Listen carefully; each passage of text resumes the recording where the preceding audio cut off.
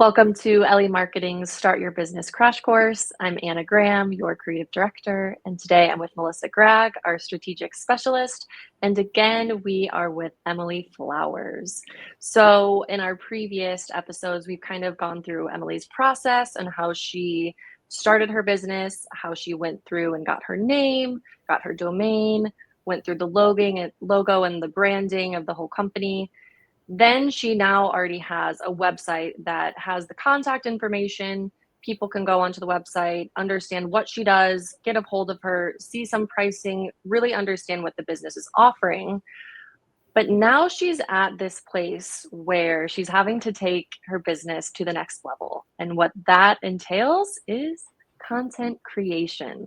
So this all kind of coincides. Once we have that basic website, we'll start creating content, and then that content can then help you build your website to become a more robust situation. But Emily, can you just give us a little bit of a background of where you're at right now in your content creation journey and some feelings and emotions you're having? Yeah. So when it comes to content creation, I think mortgages are the most boring topic ever. And I've never seen content done well in that space ever. I've watched other people's videos, and I think I've seen one on TikTok that I was like, oh, well, that's kind of clever. And it's like a person talking to herself, but it's like different characters. And I was like, well, that's kind of cool. I like that. But other than that, I don't think it's done. I think it's boring. And I don't think people really care about it or understand the intricacies of it. So I'm stuck. You kind of have a couple issues going on. Yeah. And that's fine, because a lot of times when people start to create video, they have this like cringe kind of situation where they're looking at everybody else out there, what's being created. And quite frankly, one of the first steps is to go into YouTube and start to look at, searching up like mortgage refinance or divorce mortgage planning or whatever the keywords are that are for your specific space. One of two things is you want to see where something is ranking. Okay. And so if you look up, because you're very specifically in divorce mortgage planning, if you look up that in YouTube, you want to see what's ranking in the first couple of videos. And if that exact term is in the title or the description, then the odds are they've done a lot of things well for their video to get ranked into YouTube. Now, the ultimate goal is to also get ranked within Google. So if you rank number one in YouTube, odds are you can pop that video is just going to pop out into Google when you look up divorce mortgage planning. And it's going to be available as, there's a website, there's some videos and things like that. So like the ultimate goal is to SEO the initial videos, especially when you're creating the ones like about you, about your process, things to collect. You have a book. And so one of the things that we talk about is to create that book into videos. And so that somebody kind of is consuming that book in a smaller way. And then you're putting those videos on your website so that people kind of have that process that they can watch those in there. But ultimately, you want those keywords to be in the title, in the description, in the tags, and in the words that you're reading into the video. And a lot of times what we're doing is telling somebody to say, hi, I'm Emile Flowers. I'm a divorce mortgage planning specialist in, Illinois, but I service clients around the country. Now, what you did in that first beginning part is you got all of those words in there, and then you would put those words in the title. And that becomes somewhat awkward sometimes. And so typically you want to create the title that you plan on titling that video so that you read the title exactly into the script or into the video. But beyond that, those are the beginning videos that are kind of boring. and they give some background. Like we usually tell people to start with your frequently asked questions. Yep. And what are people normally asking you? Create those in videos and go through there. That's a different content strategy than social media. So we'll kind of like pause there. Maybe Anna's got Yeah. some. Yeah. Yeah, I wanted to piggyback off of that because that's exactly right. When you're first starting this content journey, specifically as a service provider, which you are, these videos need to be the first point of contact that a potential client is going to have with you. So don't get too hung up in like making the viral TikTok dances and considering all of this like viral video content. Your first few months should really just be addressing those client questions, addressing your process, how to work with you, what even like the first call is going to be like, because that takes away that initial stress or anxiety that the client might have about wondering if they want to work for you. So just really think like, who is Emily Flowers as a service provider? Express how you would just normally speak in a one-on-one conversation. And that's what you're putting out there. It's just, yeah, it might be boring, but people really do, they love it. And it's almost expected at this point, now that we're in such a digital age. Me as a consumer, if I'm either going to a doctor, dentist, whatever, needing to buy any type of service or product, you bet I'm going to their Instagram and I want to see a video of them talking about themselves or the service they're going to provide me before I even call them or email them. So that's why we really push it, is because, I think we get so hung up on what we need to create and make sure it gets so many likes or this or that. But start at the very basic level and then kind of work up from there. And I think people get distracted by social media because the Mm. reality is right now, how we have to post into social media is organic content. And so and like the original format. So you create this video, and I would start with, what are the 10 questions that people always ask? And then what should they ask? Like, Yep. I know you're asking about this over here, but realistically, you should be asking these questions over here. Like, you should be really figuring out if you can keep the house. You should be figuring out if you can afford it. Those are going to be different questions, and those are going to be kind of hitting the pain points of the consumer. And what you want is these videos then can be put on your website, because you want them to be able to consume it if they're sitting at midnight on the couch and they're like, okay, who is this Emile Flowers? Do I need divorce mortgage planning?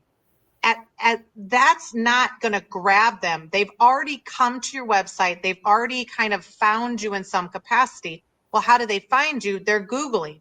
They're in a search engine in some capacity, and they're like, can I afford? And it's long, like, think about what you put in there. Like, can I afford a mortgage? Am I going to be able to keep the house in the divorce? Like, these are long tail keywords. So if you first start in YouTube and say, look, these first 3 videos that are for divorce mortgage planning specialists, or whatever the divorce mortgage planning services, right?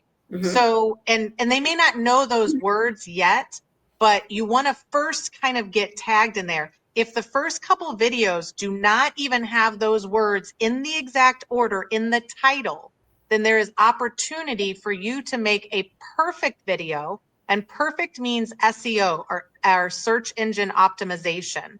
And so then you would really want to be like, hey, do you want to know what divorce mortgage planning services are? Great. Let me tell you, right? And you've literally said it at the very beginning of your video, which, quite frankly, the way to get a video to rank into YouTube is you have to have it in 4 different places. You have to have that exact keyword term in the title. You have to have it in the description. You then have to have it as a keyword or a tag, exact words. And you would do a couple iterations of that in St. Louis, in Illinois, in Missouri, in Edwardsville. Like, you can localize this and you're going to get it right at the top very quickly, right? But then you kind of need it also in where you're talking, and where people miss is they don't say those words in the content of the video. That's why we say at the beginning to say it as what you are, and then whatever you say after it should be engaging. And so, again, That's the content for your website to help people when they're already there. Content or video that is in social media is to grab people if they're not necessarily looking, right? And so they're not necessarily searching in Facebook or Instagram for you particularly, but when they are consuming information about divorce, then the algorithm's going to start feeding them information that's about divorce or mortgage or things like that. Or they know you already and they find it. So that content has to be a little bit more engaging. It has to be shorter versions of the content. And in YouTube, you need long content and short content, and literally shorts are a thing right now in YouTube, and that's going to be under a minute long. But originally, you could create that long form content, and then what you're doing is just like, hey, here's the thing that you should know. What's your hook? How are you going to grab them? And that's usually a pain point. Like, hey, you don't think you can afford that house? Well, let me help you figure it out, right? You're not telling them more about the process. And those don't necessarily have to be SEO'd per se, but you're probably going to put like hashtags on them. There's a lot of marketers that are going to say, here's the right way to do it, here's a wrong way to do it. When you're at the beginning, you're just testing it out. You're almost trying to get through that cringe period because you're going to be awkward. You may not have proper lighting. The audio might be a little bit off. Like you're walking and you're moving up and down and you're driving people kind of crazy. You want to start to eliminate the things that are going to drive them crazy about your content. But at the beginning, it's just about being authentic.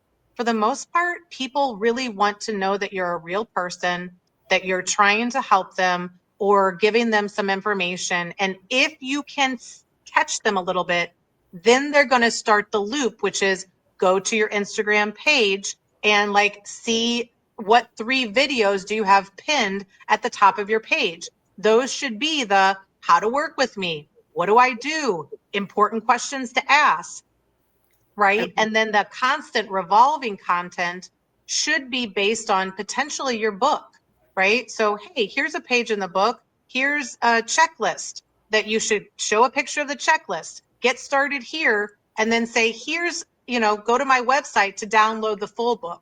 So what you're doing is you're giving them something, you're giving them the hook, you're giving them some piece of information. And what people kind of miss on all of these videos is the call to action. And so the call to action is also potentially going to include a keyword. And so like, hey, if you want to know more about our mortgage planning checklist, right? Because that could be another keyword. And you should do some research about the actual keywords that are hitting, not guessing at them. If you're guessing at them, the odds are you're going to guess wrong. So you need to start with a keyword planner or something like that. And there are a variety of ones that you can look at. We don't have specific preferences, but, and there's free ones, but look first at like, what are those main keywords that come up with divorce and mortgage? And then you're going to say those at the end, like, hey, if you want more information about what questions you should ask a mortgage lender, great, go to my website, download that book, and get started today, right? And so each time you're telling them what they need to do if they like what they saw. And you can do those on the long version, you can do them on the short versions. And what we talk about is like, the content is kind of like a sandwich.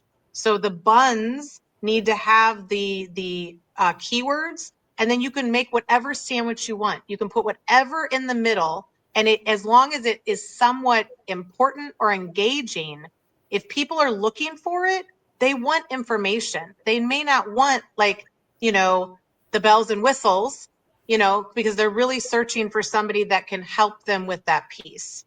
So I don't know if that kind of gives you, because you've been creating content, what do you think that you have been missing in that perspective?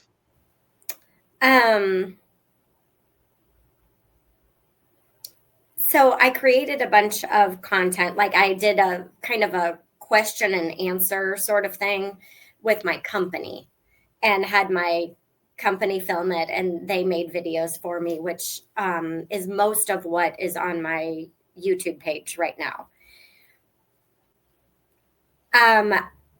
But to me, it's a little cheesy for sure, because it's like, call me today.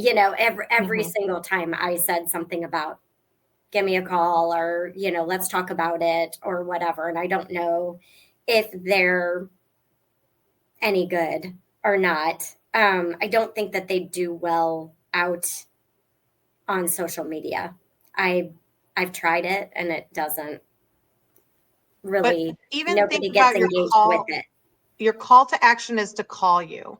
So again, you're creating a situation where they think that they need to pick up the phone. People are adverse to that a little bit. Yeah. So if they know that they could go download something, like on your website, you already have downloadable things, right? Yeah, I So do. gear I them don't know if my towards, book's on there, hey, but take this next step to do this. And it's still not necessarily having to do something with you. yeah. And that may be comfortable. Text me some information, or do something like that. So you can play around with the different calls to action, but you probably don't want them to be, again, people think, oh yeah, I would love to be having people call me all day long.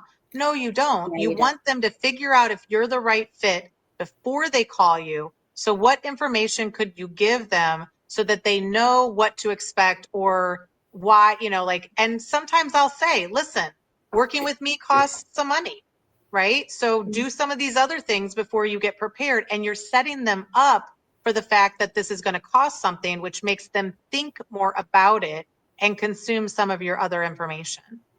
I love that idea. And I don't think that my book is on the website. So that would be a great thing to put in there. There are some downloadable things, but I think there could be some better things. And you are correct. I don't know that I want everybody calling me all the time. You're very correct. And then my videos, now that I think about it, I address a question, but I never actually answer the question in every single video. I'm just telling people to call me. And so that all makes just great sense. I could literally go take all 75 questions. I think there's something like 75 videos. And I could take that information and actually address it and have content forever. Yeah. So much content. And I've seen the videos that you're talking about. And I've also seen videos that you've taken for your own TikTok account. And you do a great job of casually, walking around, recording yourself. There's the difference of when these YouTube videos that Emily's talking about, it seems like almost like a commercial, like an infomercial type of thing. It's not very personal. It doesn't feel like you're on FaceTime with Emily and she's answering your questions right now. So that's the difference. If you take exactly like what you said, Emily, and address the questions, answer them as if they're on a video call with Emily Flowers right now and she's answering your questions. It's not a standardized almost commercial that they're just happening to see on YouTube. So that's the difference. You have so much information, so much like resources to speak about. It's just in a more casual way that they feel like they're actually speaking to you. So then by the time they decide to end up making a purchase from you, signing up for a service, they know exactly what to expect. Okay. And Well, that's the difference. To keep your videos at a certain time, sometimes you should script them at the beginning. Okay. And in the script, you would have that beginning. Remember, you're like, whatever you want to say. And I switch it up. I say divorce mortgage specialist, divorce mortgage planner, divorce mortgage, like lender, all of these different words. But in videos that are a little bit longer, like, and try to focus maybe on a 3-minute video that would answer the question. But what you want to do in the video is you want to go to where they are, where are they searching, and then tell them where they should be. And so that looks like, hey, I'm Emily Flowers. I'm a divorce mortgage planning specialist, whatever the words are, in Illinois, in Missouri, in those keywords. And a lot of people have questions about, what it entails to get a mortgage. But what you really should be talking about, now I got those keywords in, right, for the title, but what you really should be asking is, can you afford it? And so we kind of look at income first, and that's the primary thing. So if you want to start collecting some information, start collecting about what your income is. That's going to be the most important thing that you pull together before you talk to me. Now, here's some additional information about where you can collect that income data. Then you go back around and you have answered the question, but you've also answered what they should be asking, right? Because again, you assume that they don't know what they're doing. They somehow found you. So you have to be in the keywords that are being searched for, but then direct them and give them something that, like, here's something you might not have known, right? And you give them some insider piece of information. And the moment that you start saying things that they haven't heard before on all these other kind of cringe-worthy videos, right? These sales videos, they're going to be like, oh, wow. And that wow, or that opening moment, is going to get them to make the next step. And it could be just consuming more videos on your YouTube, right? So you can have playlists on your YouTube. It could be that they jump directly to your website, or directly to and your website should have the book, but not the book that can be easily downloaded, right? It could be like, well, here's the first 2 chapters of the book that are for free that you have on your website. And then like, to download the whole version, they got to give you their email. And in your space, those emails are going to be important to collect over time, because again, they might not be willing to do it right now, right? Because they're just like thinking, okay, well, I don't know. I might file for divorce in the next 6 months, right? Yeah. So if you grab their email, then you can start kind of an email process of additional videos like, hey, it looks like you downloaded the book. One of the next steps would be to make an appointment with us. But if you're not ready for that, here's a checklist or some things to ask your lender to see if you could assume that loan, right? If everybody thinks about assuming a loan, which we know that that's what they think about, create content that captures them at that space. Hey, I know you want to see if you can consume your loan, but did you think about you might be able to do it a couple different ways, and we still start at the income level, right? So you keep on educating them that conversation is directly with the lender. So if you'd like more details of how to have that conversation, here's a guide to how to assume a loan, right? How to work with the lender. It's going to take several calls. Are you prepared to do that? Educate them that it's not as easy as they think. They're going to then think that you're the expert, and they're going to seek out additional advice from you going forward. Hey, I have a 30-minute consult, a 15-minute consult for free on my website. Go there and book a time.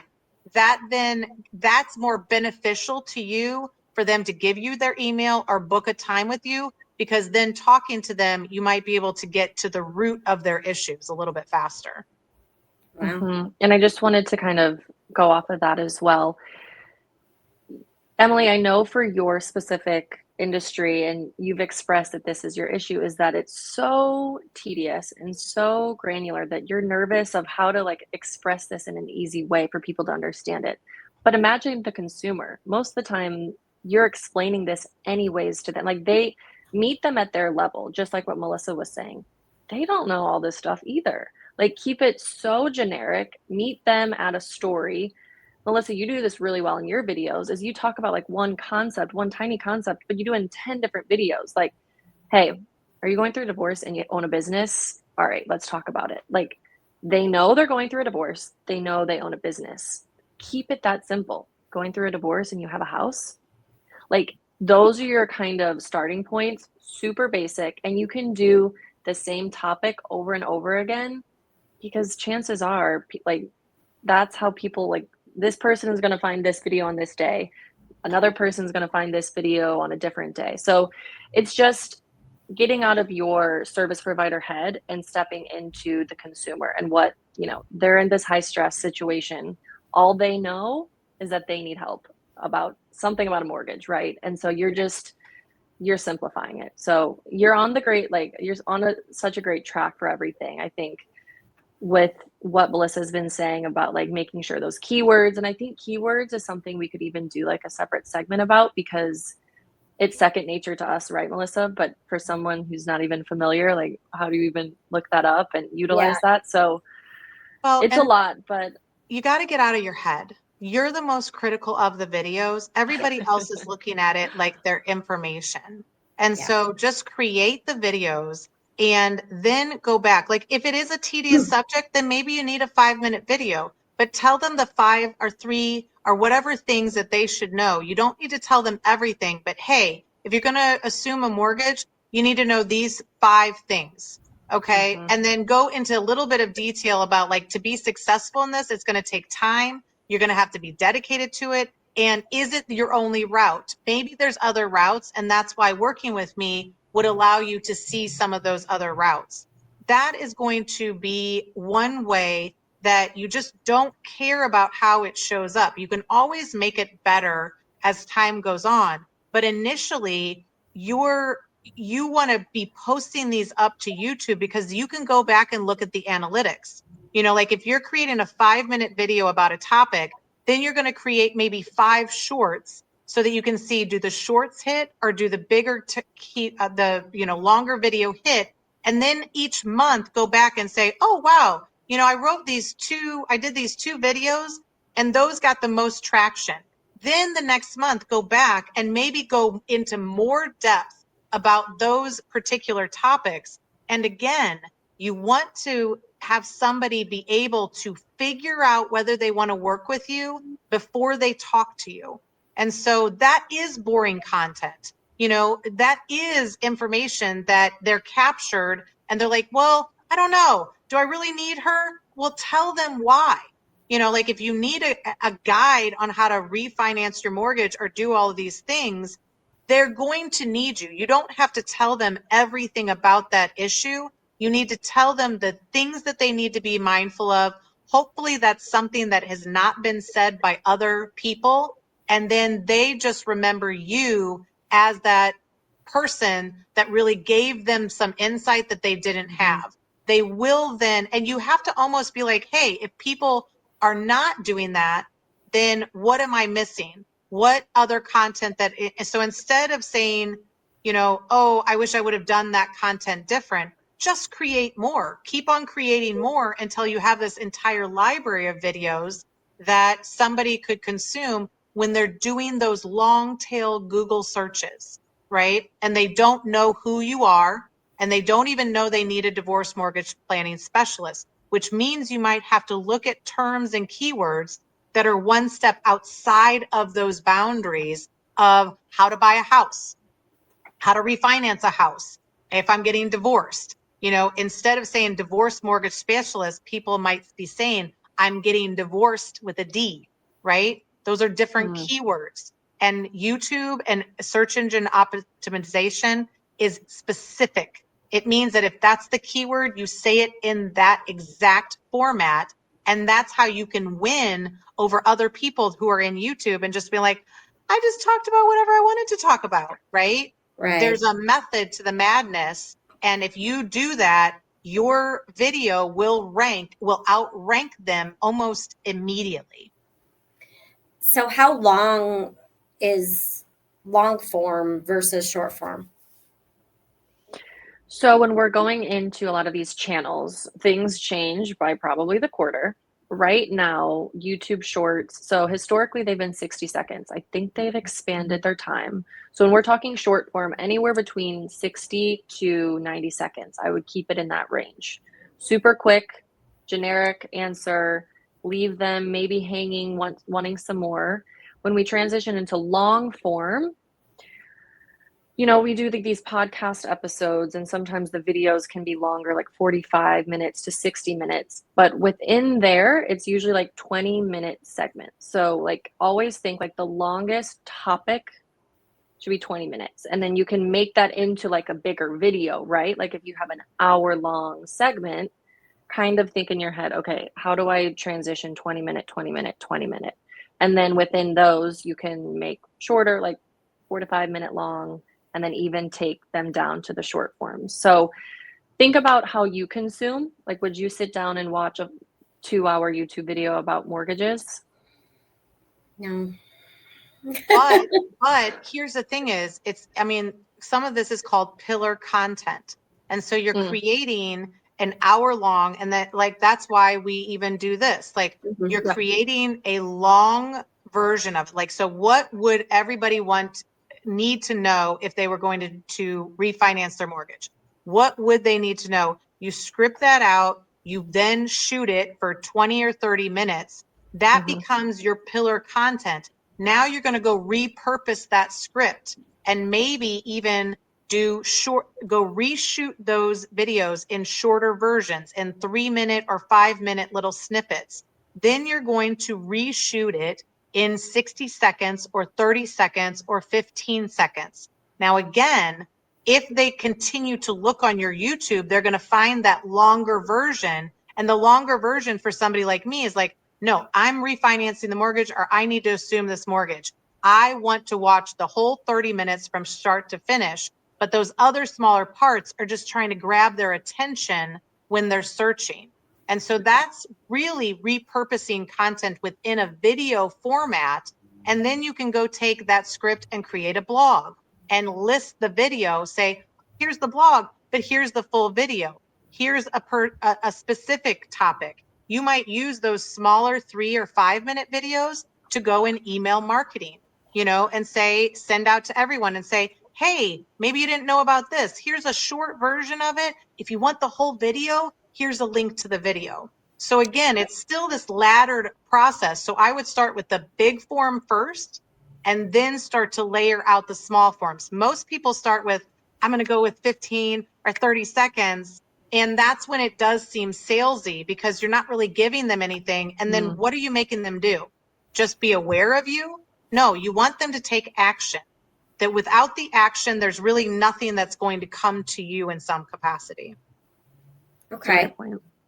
Yeah.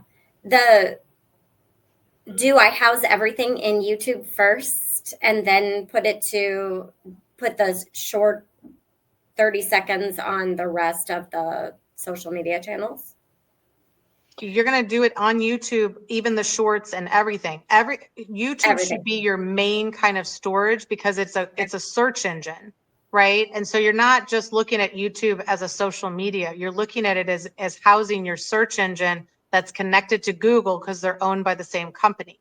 Okay. So then all of those videos have to be then organically loaded into social. So you're not going to be loading the YouTube link in any capacity, because each of those social medias want it to seem like it was a video created specifically for. So you're going to launch it into YouTube and use that as links on a lot of different blogs and things like that, or email marketing.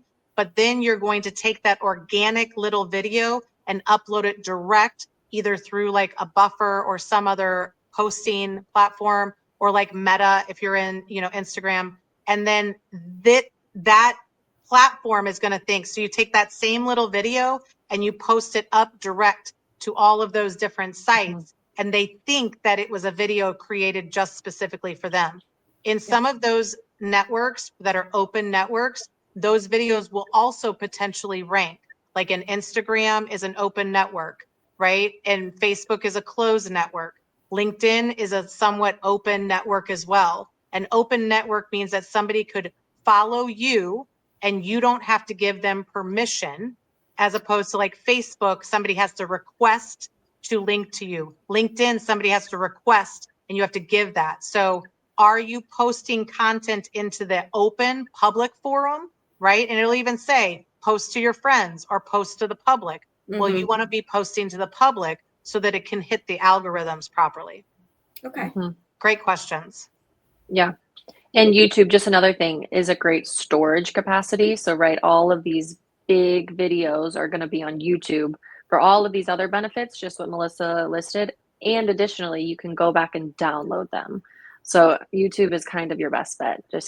And you can even list them as private or unlisted if you're not ready to make them public yet, but it's still a place that you can store those videos. Great. All right. Yeah. Makes a lot of sense. Well, I think we covered so much today. Emily, thank you so much for coming on again and being vulnerable with the process you're going through. And yeah, I hope that this was a really really good crash helpful. course. So It's yeah, really good. helpful. Yeah. Good.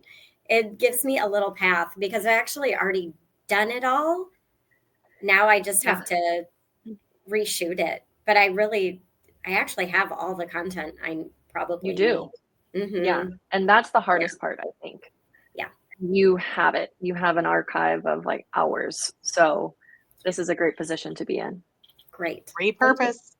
Yeah. Repurpose. Yeah. I love it. Yeah. Thank you. This is perfect. Of course. All right, ladies. Thank you so much. And we'll see you next time.